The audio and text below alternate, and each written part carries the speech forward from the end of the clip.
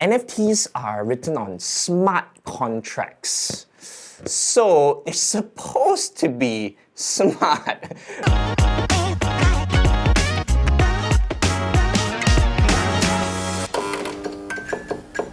Hi everyone, this is Shi Khai, General Partner and COO at Longhash Ventures, where we invest in Web3 startups and infrastructure. And welcome back to the bonus episode of NFT for You.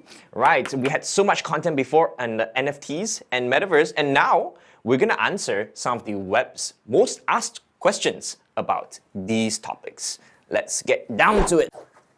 All right, here we are. Let's go. First question.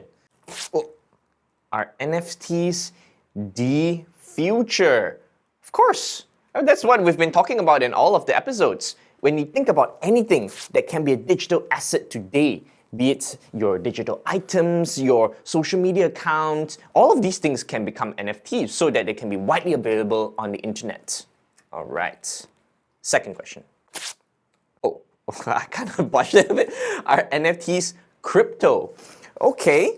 That's an interesting question because people often think about crypto, blockchain, NFTs, and crypto often refers to the fungible tokens, things that you can have millions of them or billions of them, and they're all the same. Whereas NFTs usually refer to the non-fungible ones, which are the unique assets on blockchain. So technically, no, but it falls under the same family. Oh, dear. NFT is bad. No wonder they tried to censor it with the sticker. I don't think you can inherently call anything good or bad. Some people tell me that, hey, there are so many scams in NFTs, or like, hey, there's so many people who lost money in NFTs. But we're talking about a technology. So it depends on how people use it. It's kind of like, okay, are books bad or are cars bad just because some people wrote some conspiracy theories in books, or some people knocked over other people in cars? You don't blame the technology, but who is using it?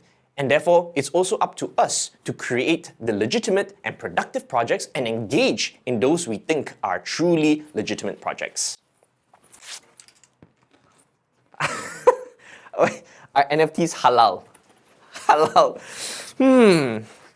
I must confess that even though I'm from Malaysia, I am not Muslim, so definitely not a religious authority on what is considered halal. But in a very strict sense, where it like touches any animal products that are not suitable, definitely not. I'm very sure that no pigs were involved in the creation of NFTs. That being said, I think there's another aspect of halal which is around the financial component, right? Because as I understand, Muslims are not allowed to, for example, do some sort of lending and borrowing and lottery systems. So in that sense, like I said before, it's a technology. So you could use NFTs as like gambling chips in a casino. And of course, that would not be halal, right? So it depends on how you use it. You can't blanket say a whole technology is halal or not. Are NFTs a bubble? Love this one. This is a great timing to discuss this because as we're recording, this week, actually a lot of the NFTs have been crashing due to some expose of certain projects perhaps not being successful in the past. They were anonymous founders who did perhaps unethical things in the past, to some people's opinion. So, of course, I think certain parts of the NFT industry, for example, the profile picture NFTs, where a simple image can go up to thousands of dollars, hundreds of thousands, millions, with honestly quite limited functionality. I would consider that quite a speculative bubble. So people are going into it at their own risk. Right? So moving forward, I love to advise that everybody take a closer look. When you look at an NFT project, who is behind it? What are they providing? What are promises and what have they executed? What have they delivered? And that will move you away from like buying into these bubbly or frothy projects. It's a tough question. Oh, are NFT scams? All right, I think we already just answered that. Right? Look out for the bubbles. Look out for the scams. Everybody protect yourself out there. A free world comes with responsibility as well. Imagine when you first came to America, people were discovering these foreign lands, these foreign tribes. It's the Wild West out there with limited regulation, limited protection. So it's up to us to arm ourselves with knowledge and prepare ourselves for the uncertain future. Are NFTs legal in Singapore? Okay, one thing for sure, NFTs are currently unregulated. So they're neither legal or illegal. It's like, is walking legal in Singapore? Yeah, okay, you can go out and walk. Nobody said you cannot walk, but maybe certain parts you cannot walk, right? Maybe it's a restricted area. So, for example, if you sell NFTs as financial products, you say that, oh, these NFTs represent shares in my company. I'm going to give you dividends if you buy these NFTs. That's then very clearly a financial product or security. So those would be regulated, but not necessarily illegal. And depends on what you use it for, right? I mean, if you use it to traffic drugs somehow, and this one NFT represents 1 pound of drugs, oh, okay, definitely illegal. So please be careful with those things. Okay, I'm gonna go with that part and then come this.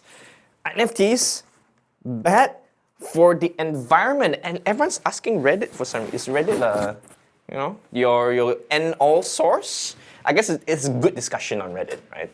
I actually wrote a piece about the environmental impacts of Web3 as a whole, right? And it's notes from a crypto environmentalist. I have been very into this movement since when I was young, and it is true that many of the blockchains today, the major ones, which are Bitcoin and Ethereum, rely heavily on proof of work to secure the blockchain. So that means that they need a lot of computing power or to calculate these random numbers in order to secure the network. So in that process, it consumes a lot of energy, and arguably, because it consumes so much energy, it's bad for the environment. So my argument in the article, which I would recommend that everybody check out, is that firstly, everything we do consumes energy, right? So it's the question of whether we are consuming this energy for a purpose that's worth it. Are you using it to solve some sort of problem or to create some new possibilities that you think it's worth the energy? Right? That is the real question. And on the flip side of things, can we make the energy consumption more green? Can we reduce it? Of course, all of these are being done. Most blockchains are shifting over to proof of stake, which would cut the energy usage by 99% and more. And also many blockchains are trying to be carbon neutral as well, trying to consume carbon credits, buy these energy certificates. So there are many ways to get around it, but the fundamental question is it worth it? Are NFTs, is it stupid? NFT stupid? Okay.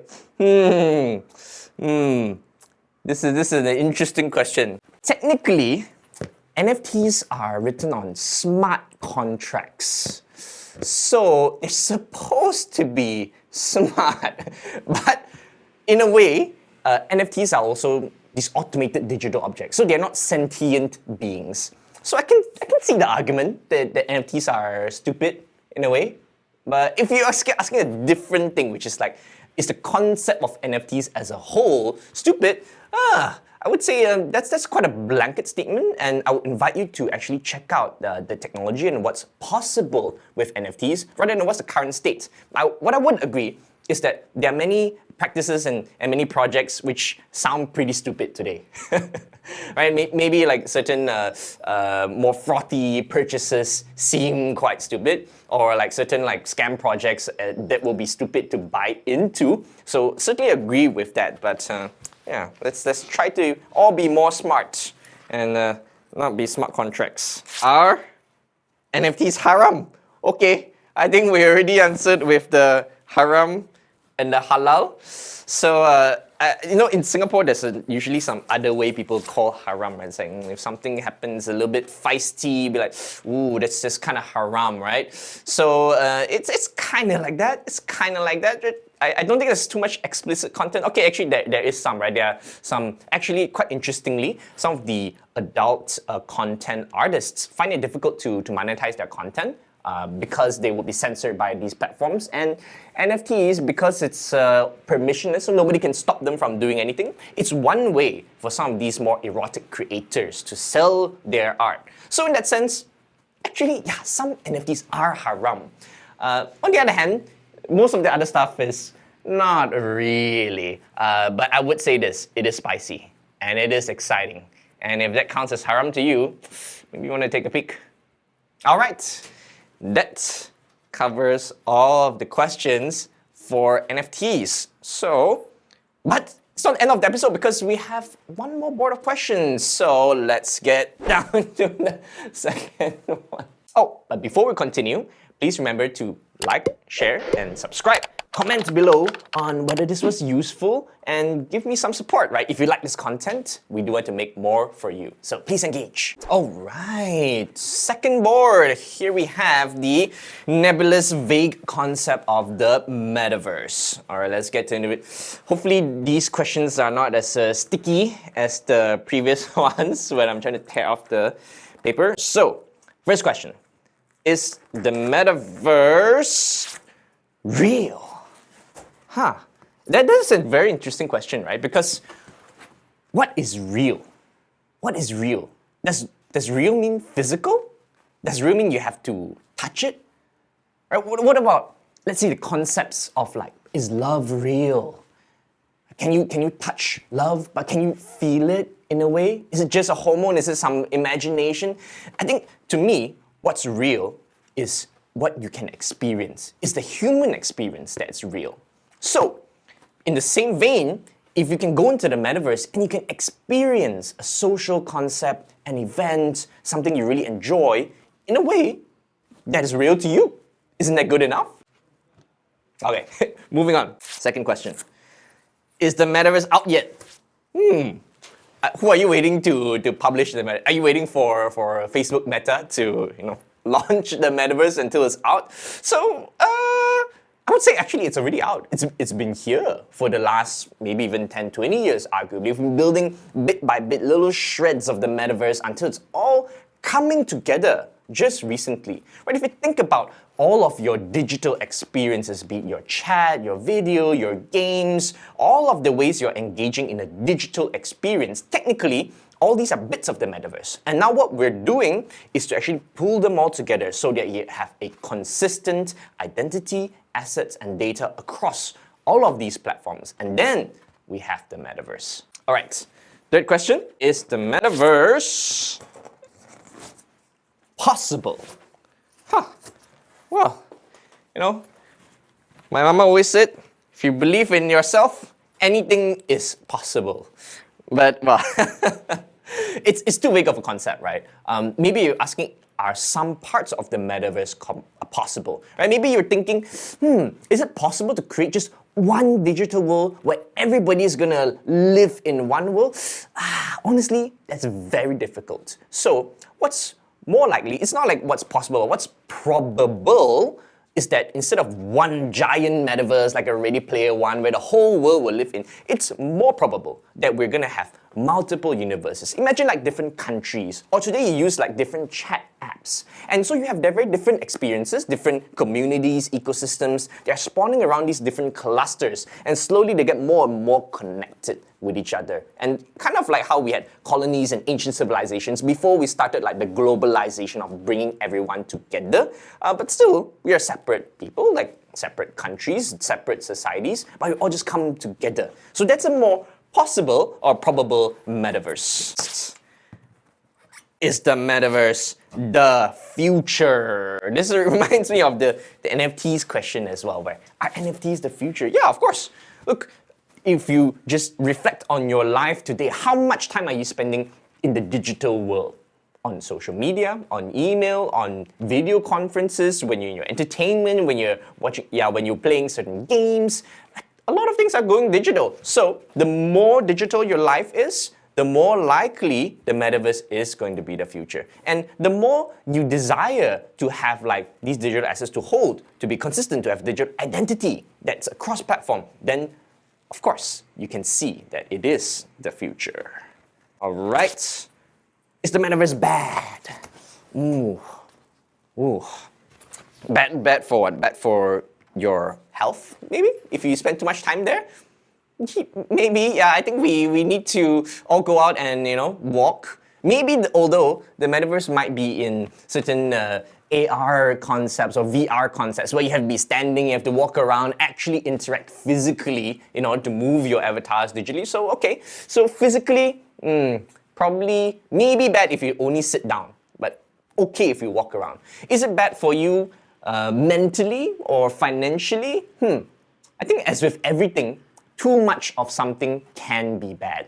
So if you spend too much time in the metaverse, too immersed in it, not rooted in yourself or your physical consciousness, it can be bad. So let's all be careful in how we engage in all of the digital platforms, actually, not just the metaverse. Should I answer financially as well?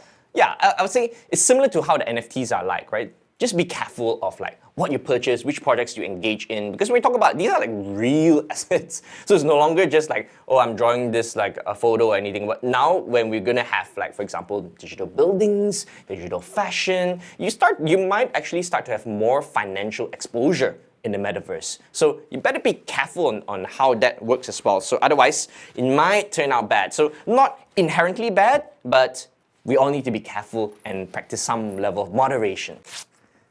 Is the metaverse open? Oh, I love this question, right? Because the metaverse actually has many different definitions, and the ones which are typically defined by the organizations of today, maybe they're not as open, right? Sure, they might open up APIs for everyone to build on it, but they might take a 50% cut of all of your transactions. Imagine the country taking 50% tax, 50% GST on every single transaction that's happening in your digital world. That's insane. So what we need actually is metaverse on Web3, where it's built on open permissionless blockchains, where nobody can force this sort of like universal tax on you, and nobody can take away your assets like a corporate could, and you can build anything you like with the peace of mind that actually can last a long time, and other people can collaborate with you openly. So it can be open if you choose the right metaverse or the right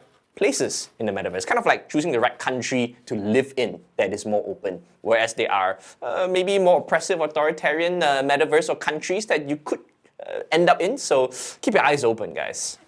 Is the metaverse a bubble? This is a funny one, because here we have like, is it here yet? Is it out yet? And then it's already a bubble. I mean, guys, we haven't even started buying anything into the metaverse.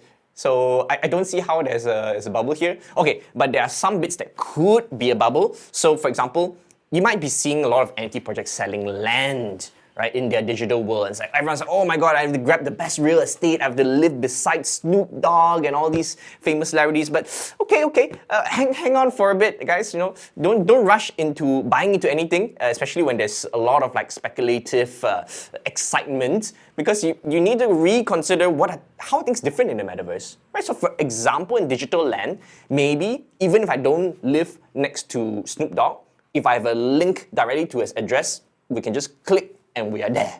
So it's almost as if you're already neighbors without needing the land to be side by side.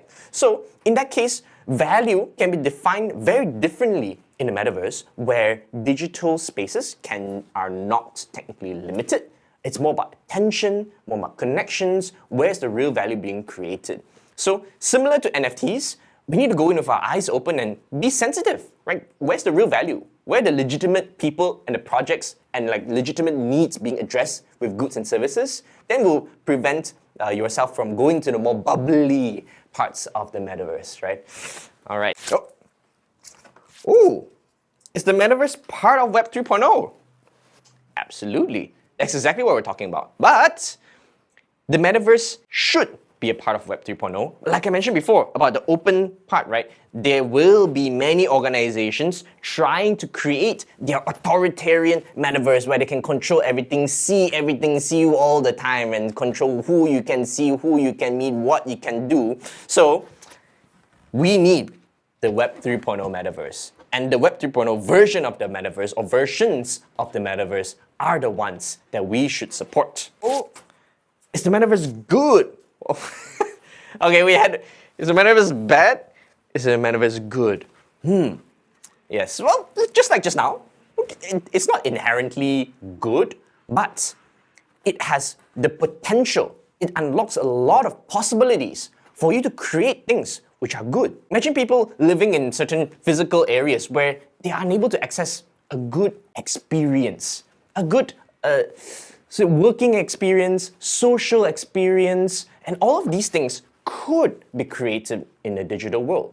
Much like how today, imagine no matter where you are, you can maybe go on YouTube, you can watch some videos, learn educational content. It opens up access to a lot of these opportunities for content experiences, and now also with digital assets and spaces and social communities. So absolutely it has the potential for good if we use it in that way. Last one, is the metaverse built on blockchain? Very sensitive question. Actually, like I mentioned before, we want the metaverse to be built on Web3 and therefore built on blockchain. But you might wonder, what do you mean built on blockchain? Aren't blockchains so slow and expensive? Actually true. Not everything about the metaverse needs to be on blockchain, but the assets and the transactions should be on blockchain. But there are other parts as well that could be on different blockchains. For example, let's say I have a digital fashion. Where do I store the 3D model of this clothing? That will not be on one of those blockchains that are storing financial assets. They'll be on like more of a storage-based blockchain. What if I want to play a game in the metaverse, right? Will that be on blockchain? No, you can't. Like the moment you have 1 million players on blockchain, you'll just die. So then you need another, what we call like roll-up or layer 2s, like other chains that can connect to these blockchains, or perhaps a computation-focused network that can help you like process all of the gaming interactions. So, of course, blockchains will be a critical component, but now, I think at this stage, we are approaching what we call a multi-chain world, where it's no longer just about the financial transactions, about all the other facets, the storage, the computing, and anything you can imagine, right? Incentivizing different kinds of actions that will require its own blockchain. So, I welcome you to explore the multi-chain future in the multiverse metaverse. All right, and that's all for today's bonus episode for NFT for You. I hope you have all leveled up your knowledge. And remember, this is not the end of our relationship. This is just the beginning. And I hope it inspired some of these thoughts. It inspired your curiosity to learn more. So if you'd like to know more, please comment below on what we should cover in the future. And also follow all of these channels around and the links in the description so you can follow the rapid progress in the Web3 metaverse space. All right, guys, see you next time.